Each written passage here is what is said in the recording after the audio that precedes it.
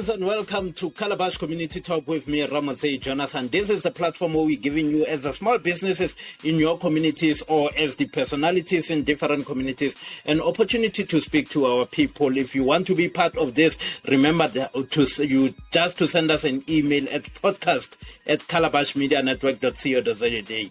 podcast at calabashmedianetwork.co.za. On our WhatsApp platform, this is 081-581-3936, 081-581-3936. That's where you can talk to us. Today, we're profiling Abutago Eastrand. He's proud to be Abutago Eastrand. He'll tell you Eastrand Bongani Mabuza. Will tell us about African accent, but more especially what I'm interested in is the business. Yes, Spazashop running. How is he doing it, and why is it so different from the other ones? Bongs, welcome to Calabash Community Talk. Amen.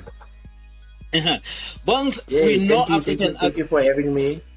Thank you very much. We know African accent, and everyone knows what African accent is doing, the different labels, studies.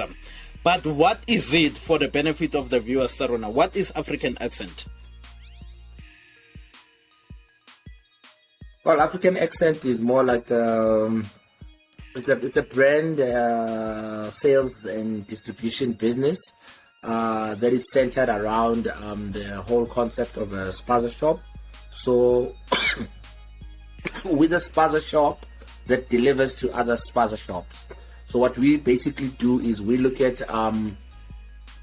what the needs of the different local Spazashops are, and then we try and fulfill them by negotiating better deals with brands, big and small, and obviously giving access to market to up-and-coming brands and some international brands that want to enter this space. So in a nutshell, we are a sales and distribution business operating in the Spazashop industry. Spazashop, second to the taxi industry, has been one businesses that today we could be saying they are the proudly black-owned businesses, but there are infiltrations that come into this. But I'll come to that one at the later stage. With you, the concept of being a distributor to these Spazashops, where did it come from? No, it came from having our own Spazashops, where we saw that, every time we have to go and stock, we have to close shop and then go and stock and then come back, and then even in going to stock, you'd find that, different wholesalers were selling at different prices. So it's just time consuming, and it's time that we could have been using, growing our business. So we wanted to bridge that gap. So we started doing it for our own Spazashops. So we had a couple of Spazashops in Katoras. This is Katlehong, Togoza, and Fosloras. And then we were like, look, let's just bridge this gap and start speaking to the brands directly. So some really big brands really took an interest in doing business with us. So we started with one really big brand and started sharing the stock amongst our shops, and then whatever we had left, we shared with other Spazashops. And then we said, look, we could do this for like the whole community. Then we took on more brands, so we grew our basket, our brand basket, and then started sharing the stock with other shops. And that led to an idea where we said, look, we could actually use this as a way of creating employment for young people in our community. So we came up with a bicycle distribution model where each bicycle would be equivalent to a job to a young person. And we've employed over 35 young people to date. So really, it's something that came out of a need that we had in our own business, and we just grew from there. Mm-hmm. How has been the support from other Spazashops around your area in Katoras? No, it's been the uptake has been really good. Like a lot of guys, you you would you would assume that you wouldn't get support because of a variety of reasons. But what I've seen is that if you are solving a problem, it's very difficult for somebody not to support something that solves their problem. So in the beginning, people were a bit skeptical, where do you get the staff?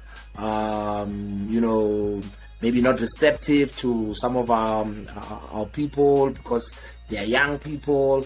But I think with time, when people saw the level of professionalism with which we do this and how maybe their neighbors or their competitors were doing well by using our service, then a lot more Spazashops were able to then embrace the concept. So we currently service around 770 Spazashops in the area.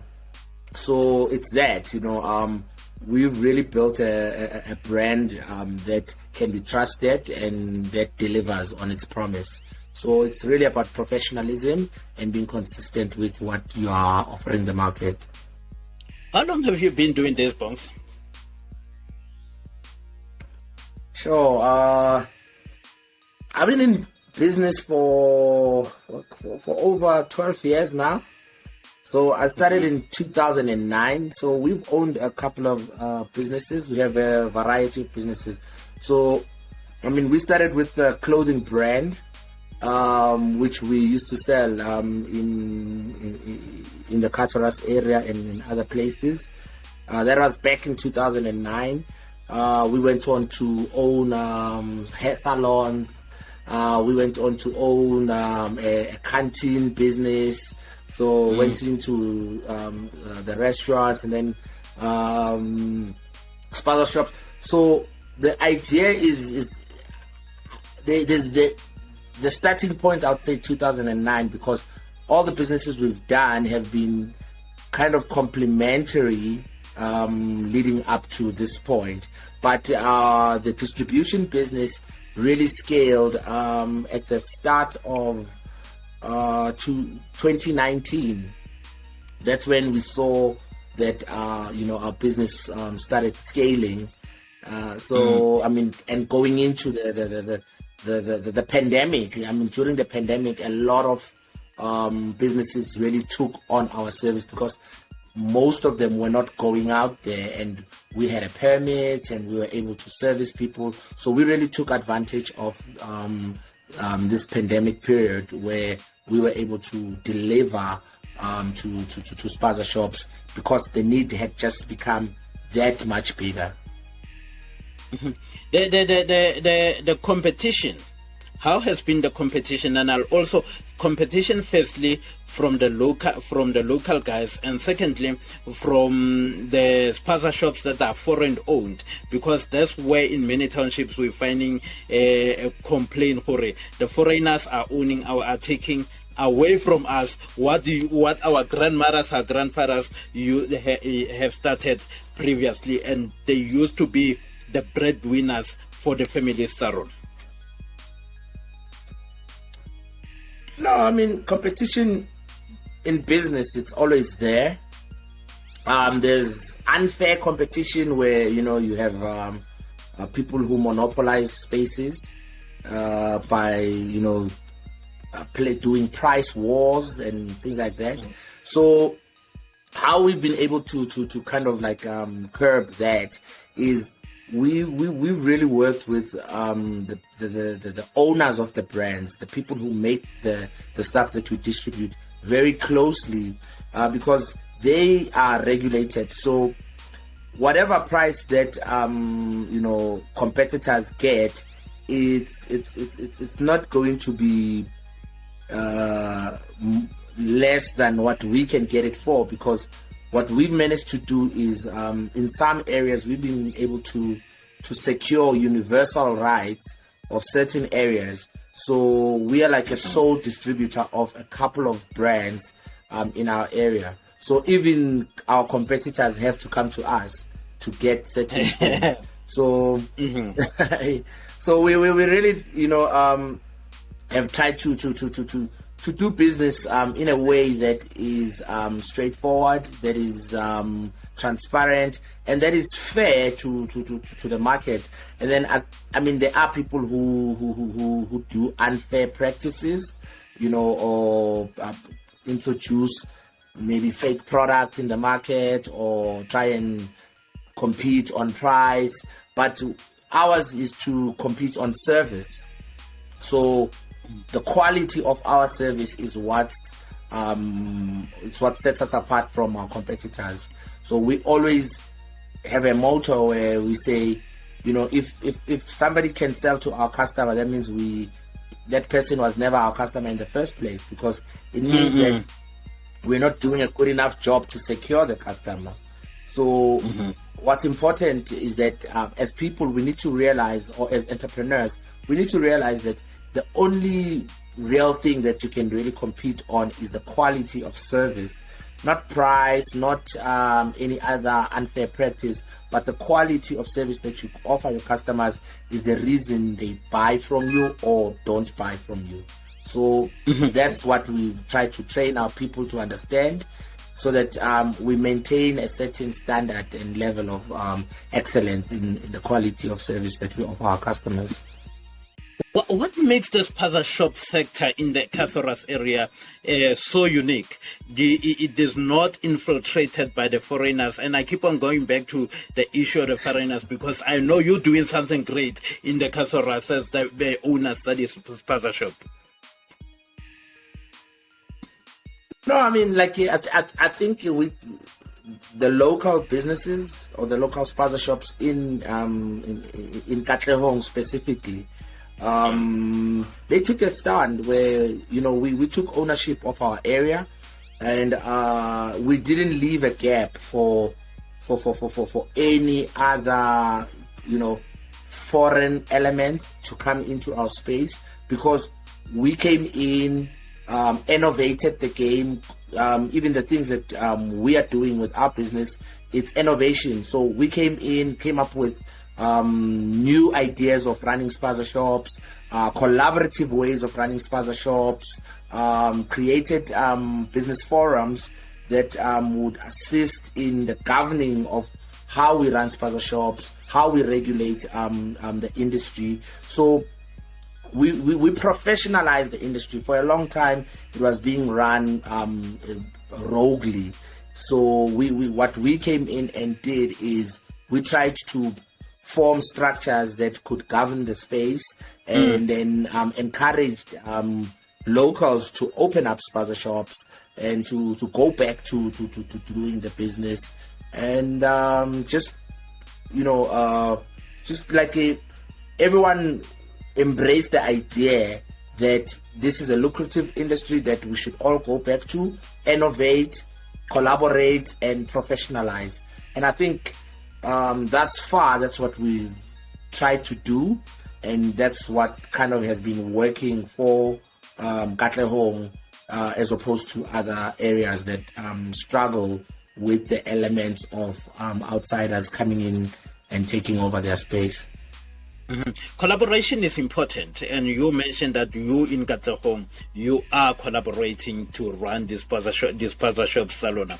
What is it that other people in other townships, like my township, home township, Soweto, are we coming back to learn from the model Lona, or do we still keep to the belief each one is for his own or her own, and we're not collaborating on these ones?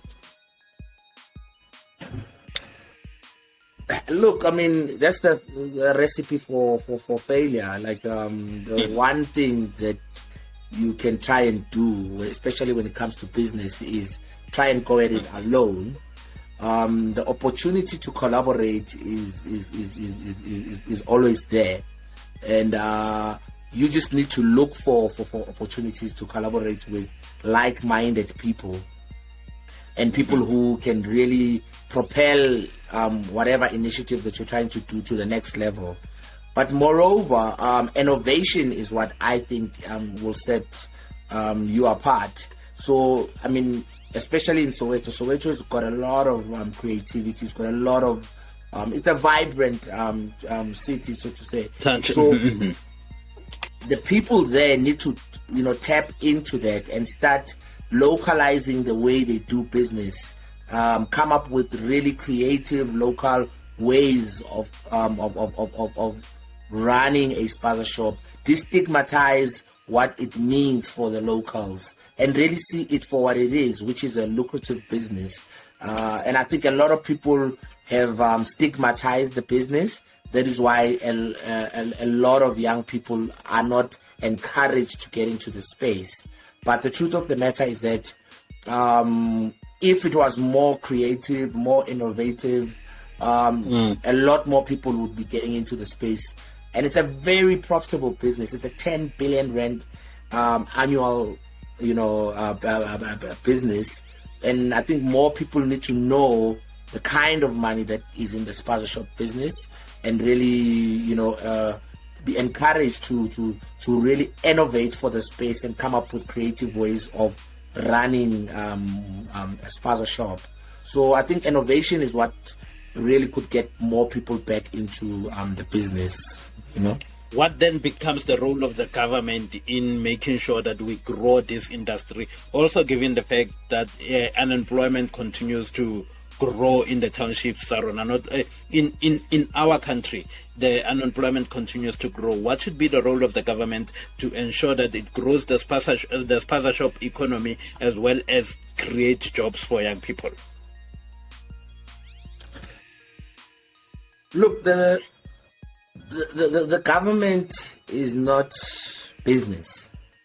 So the business people must stand up. The business people are the ones who must really be creative and come up with ways of creating employment. The government's job is not to create employment.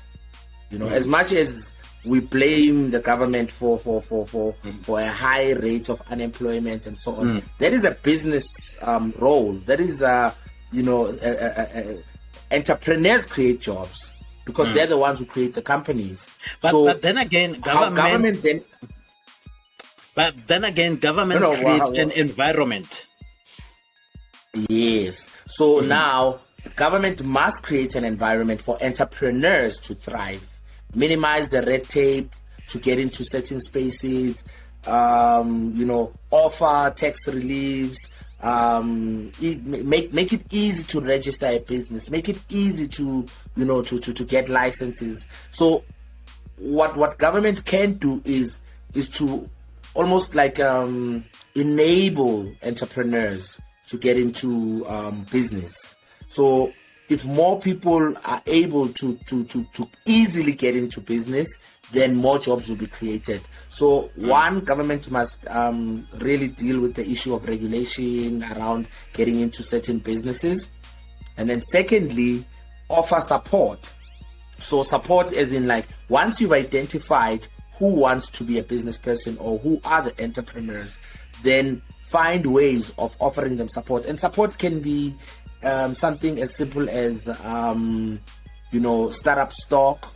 So once you know that I'm interested in becoming an entrepreneur, find out from the business people how you can support them. You'll be surprised that most entrepreneurs or business people, they don't like handouts. So they might not want anything from government, or they might just want very simple things like easier regulations to do business. So really, government should be talking to business people, trying to find solutions in curbing this whole unemployment thing. And I think that's that. Business people are the only ones that can create jobs in this country. So this whole idea that it's a government job, true and false. But we should really encourage that we have more and more entrepreneurs, especially young people, getting into entrepreneurship and being supported by lowered, restrictions, lowered regulations, minimal red tape to start. If you see somebody on a street corner, don't harass people who are not begging, who are not doing anything against the law.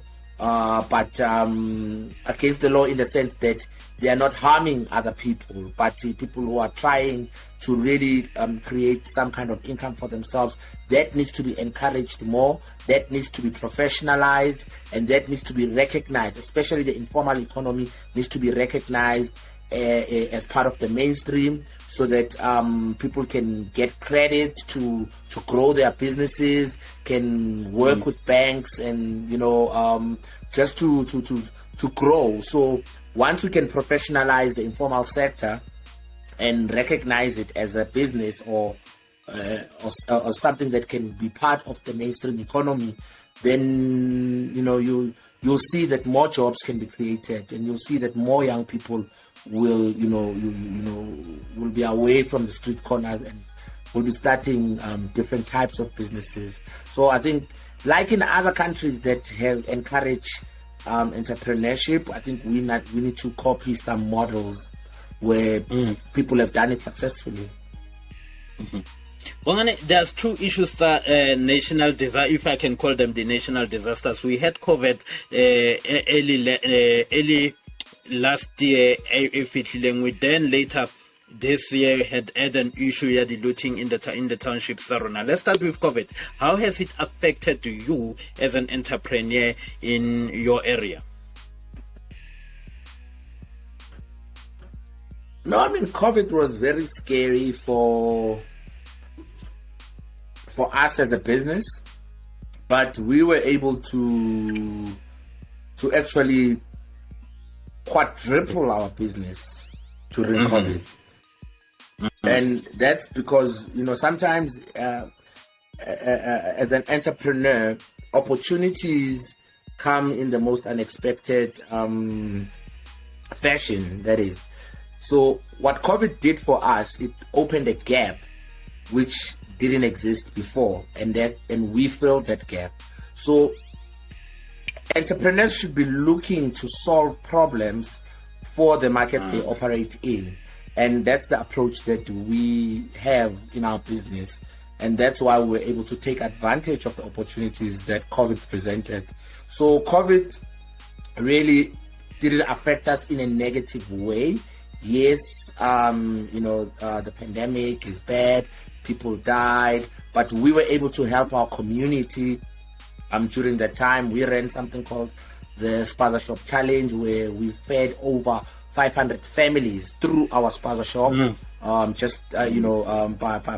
by raising funds and distributing food hampers through our Spazashop. So one, we were able to do something like that during a pandemic, and then secondly, we were able to create over 25 jobs for young people during the pandemic. And we were able to, double our business during the pandemic. So really, COVID presented opportunities that we otherwise wouldn't have or didn't have before. So that's on the COVID side. And then the recent unrest, that was something that had been bubbling under for a long time. So, if you live in the township, it's very tense because the poverty is so evident. You can see it across the board. A lot of people lost their jobs during COVID. A lot of young people are not working, and there are a lot of people who are idling in townships. So that is something that has been a problem that has always been there. So the unrest were a result of something that was already there. So malls, for one, have always been vulnerable because they show up. You build these beautiful malls in the center of poverty-stricken areas. I know in my area, our mall is surrounded by shacks. So that already is just a paradox where, if the picture on its own is not a good one. So I think the malls that come into the townships bear a responsibility as well to really alleviate some of the pains that the communities face, like issues of unemployment, like issues of poverty that is so prevalent in these areas. So a lot of these malls show up and have been positioned as these centers of just taking money from these townships. They are not integrated into these communities. Some of them don't even have locally owned shops in them. So that's something that needs to be looked at, and I think, and regulated, so that we avoid things like the unrest. But the unrest overall affected my business in terms of banking. There were no banks in my area, so we really struggled because we had to really go out of the township to go and bank. And then some of the items that we used to source locally were not able to get, and some of the brands that we work with were afraid to come into the township. But over and above that, I think it's something that can be avoided, and something that, if not attended to, may reoccur. So we really need to encourage the malls to work with the communities and to be integrated in the communities, and to work with local entrepreneurs in order to, just be part of the communities, which is currently not the case. You mentioned working with the entrepreneurs. What are some of the ideas that maybe you might have to say to the shopping malls? This is how we can create collaborations with you as the shopping malls, as big business in the townships. No, look, I mean, the cake is big, so the malls need to really think about who are they hiring as security companies.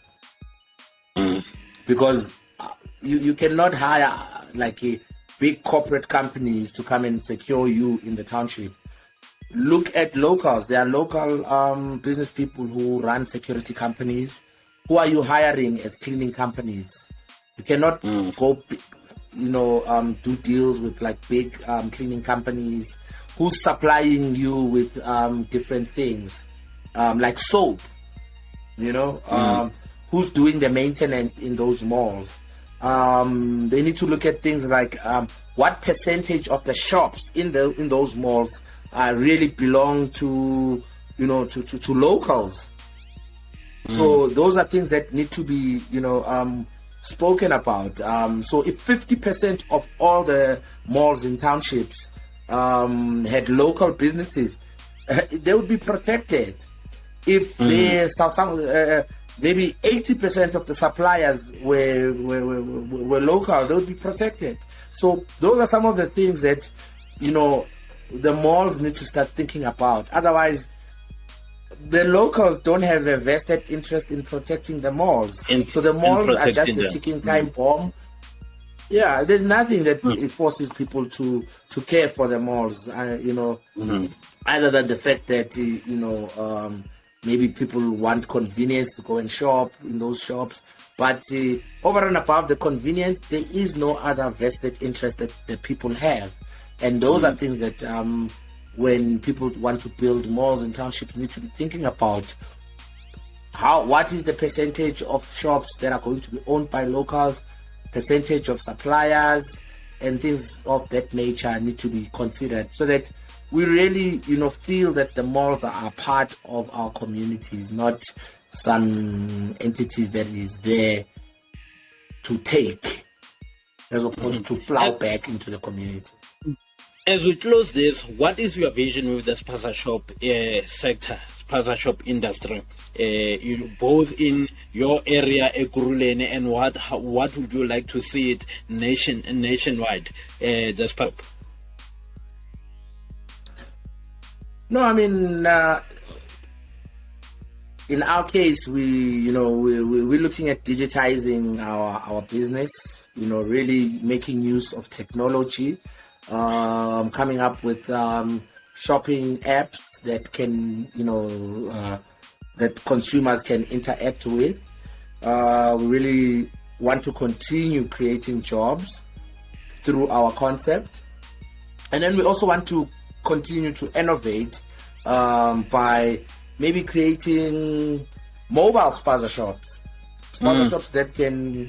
that are not locked into a building. So those are some of the things that we are exploring, and so the vision is really big in terms of like the possibilities of this industry, because people will not stop wanting basics and essentials, and we want to move into a space where we bring those essentials to their doorstep, hence the going online, offering deliveries and so on. So the opportunities are really far and wide, and we just need to continue to be creative and innovate the space. Ndate Mabuza, thank you very much for giving us your opportunity to talk about your creativity in this Spazashop thing. It gives hope that if we keep our mind into doing some things and we can build our own township economy. So the township economy lies in our hands as a people, and only us can only save the thing. Thank you for having me, and let's keep innovating. Thank you. This has been Community Calabash Talk with Bongani Mabuza. He's one of the creative people by the issues studies Spazashops in their communities. If you want, remember to be part of this, send us an email at podcast@calabashmedianetwork.co.za. podcast@calabashmedianetwork.co.za.